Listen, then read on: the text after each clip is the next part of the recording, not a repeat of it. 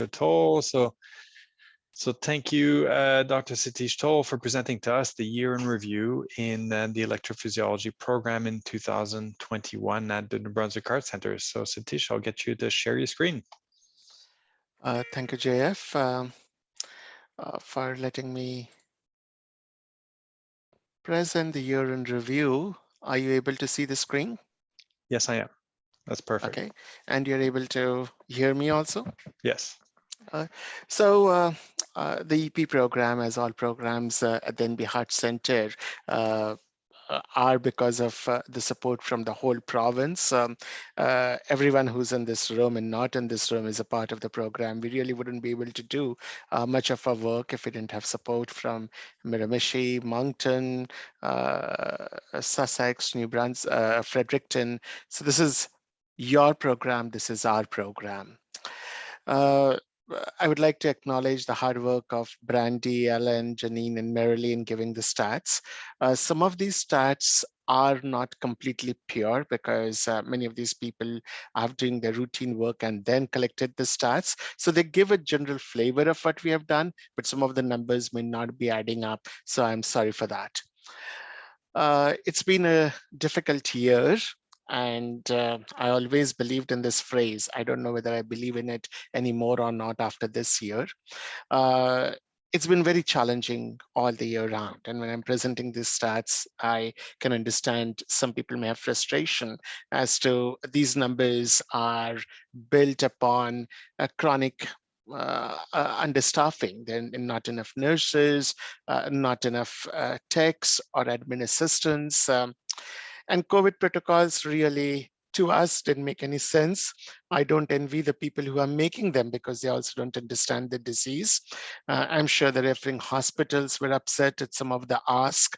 The patient was treated differently if he was in CCU, differently he was in the cath lab. And it led to a lot of frustration. There was a strike of some of our co-workers, which also added to the workload. I did hear from a lot of quarters that the program was broken, and it's a lot that we have gone through. I've gone through personally also. COVID was not very abstract for me, and I apologize for the next few slides, which may make you a bit uncomfortable. But my wife's dad had COVID in India. She was supposed to fly to India, and there was a flight ban. And it just really looked very senseless for a healthy gentleman to be gasping for air as she was trying to get remdesivir from here in India, and eventually lost him. And I was not there for support because I had Bell's palsy.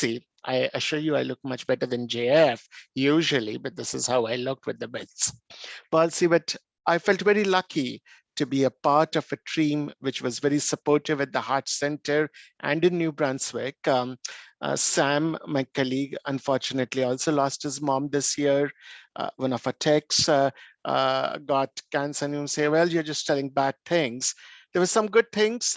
Ashley, our cardiac anesthetist, he went through something with his family and actually came back and donated a machine which is supposed to preserve health in patients, hair in patients receiving chemotherapy. And we thought the year was behind us, but no.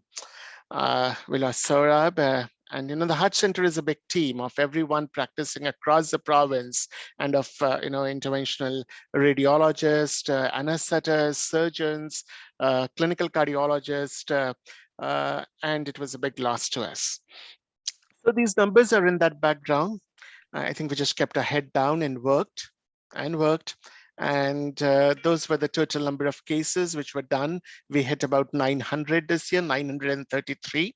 The big jump that you see in 2017, 2018 is when the pacemaker room got refurbished into an EP suite and more cases could be done. And then in this year, we had a new recruit, Dr. Fedahunsi, and that helped us in maximizing the lab time in spite of the challenges posed by COVID and its closures. So coming to EP studies, the numbers have gone up. I would predict that they would go up a bit more before plateauing out as we take care of some of the lag time which COVID had imposed on us. Hopefully it will go away, though we are not out of pandemic as yet. We do all types of ablations from avian arteries, accessory pathways are our bread and butter, but AFib numbers are creeping up. Actually, the wait list for AFib is the most, as I will show you later. And in the next few years, I think AFib will overtake the SVTs. How do we do them? Well, some of us study, some of us handle the heart very carefully, some of them look carefully, and some of us, do everything at the same time. So we have done close to 90 transeptals. We have both the CAR2 as well as precision mapping system. We have intracardiac echocardiography, and all this helps us in ablating properly. So we had a patient from Moncton, a young girl with a EF of 10 to 15% who had PVCs arising from the papillary muscle. And so we had an intracardiac echocardiography to actually help us recreate the map of a dilated ventricle where the papillary muscles would be located, and see in real time that the catheter is on the papillary muscle and ablating there successfully. So defibrillators, their numbers have also gone up. I should tell you a caveat that the generator changes include both defibrillators and pacemakers. All types of devices are being implanted, biventricular as well as his and leadless. His numbers have gone down as our experience has been a bit challenging. We expect newer pacing technologies like left bundle branch block pacing to be introduced over the next year. The device clinic gets a lot of help from Jeff and Rob Stevenson. Greg Searles went away to Alberta. I don't know why I'd like to do that. The number of remote ICD transmissions are a bit less this year. I think that's because of the hard work of Fredericton, Moncton City, George Dumont, and Miramichi. And coming to wait times, this was my slide in 2013. I became a citizen at that time. It took me 22 months to become a Canadian citizen. At that time, it took more time for a patient to get an electrophysiology study done in New Brunswick. 608 days were the average number of days patients were on the wait list. Today, there are still 182 patients on the wait list, but the mean average wait time has gone down to 112 days. The median wait time is only 63 days. There's still patients waiting for more than a year, and these are mostly AFib patients. 56% are getting services within the target wait time, which doesn't look big right now, but compared to a few years ago is a big improvement. Devices, we have always concentrated on them because they have adverse outcomes, and the mean wait times is coming to within recommended wait times. Pacemakers, of course, wait much less because they are urgent. Like just now, an EP is probably going to get canceled because there's a complete heart block in CCU who needs to get done. The defibrillator wait time is a bit more also because many primary prevention patients still would like to wait. We have done about 384 clinic visits this year. Some of the patients are waiting for a long time, and they're usually stable patients with infrequent arrhythmias. We try to get anyone who is having syncope within a year or so, within a month or so. We are ably supported by our triage nurses, Sarah, Marilee, Lynn, Shanna, and Mary. We have admin support to new admin supports. Joe's comes to us from Haiti. Samantha, we have stolen from interventional radiology. And of course, our nurses and 5A North, CCU, Cath Lab. I understand that sometimes we get really very tired. We don't even want to go home, just sleep here. It's because of all of your hard work that we have managed to do the numbers that we have done. What do we look forward to in the last few minutes before I start taking questions? Well, one, we are getting a new baby. meaning EMEAs. This is a new electrophysiologist, Dr. Feda Hunsi. His wife, Megan, works as a social worker in psychiatry, and they're going to welcome a new baby this June. So the population of New Brunswick is going to go up. But we do look forward to adopting newer pacing techniques. I think this is the big thing in the next few years in devices. We are hopefully going to pace better and more physiologically, either in the form of left bundle branch pacing or better techniques to do his pacing. We expect to do better ablation, or faster ablations with newer ways of mapping tachycardias. Triage is something which we really need to work on.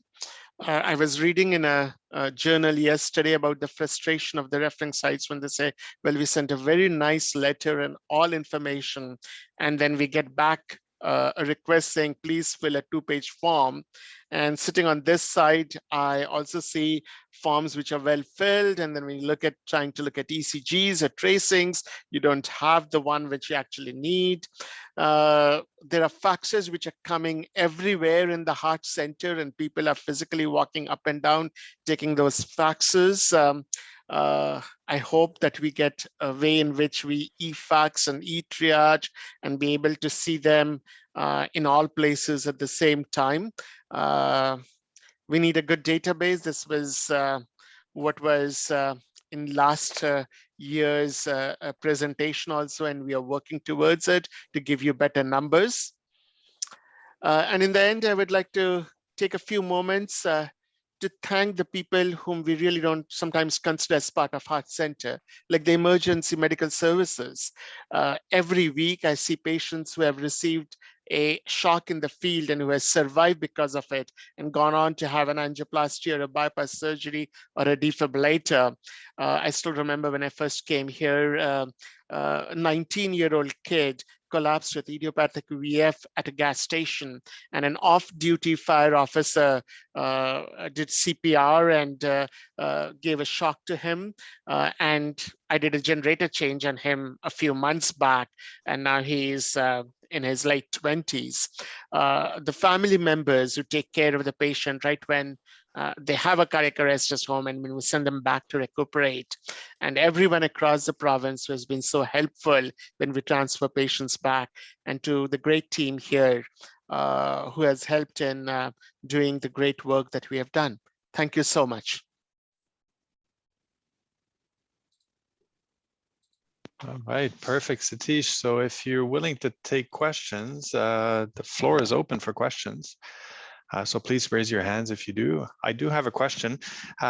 So if you were to imagine, a future here next year or the year after, what is the most important on your wish list of what the Heart Center could accomplish? I know you've alluded to a few of those things, but in your mind. In my mind, I really would like to have us have a sort of hybrid room where we could do procedures which involve a multidisciplinary approach. I know we have a lead extraction program, which I didn't mention in much detail since you have come in and has taken off well. And the amount of structural heart disease which we do, I think it is impacting upon the care, routine care that we do.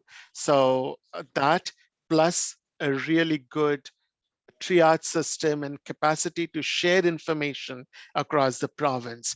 Like if you have to look at echoes or ECGs or interrogations, meaning we get faxed ECGs, which you cannot even make out as to where the QRS is. So those are the two asks, I think, that I would really like to focus on. Excellent. Any other comments from the audience? And with that, if there's no other comments or question, I will thank you again, Satish, for offering rounds and for taking us a tour for this year. And I'll wish everybody a good day. Thank you.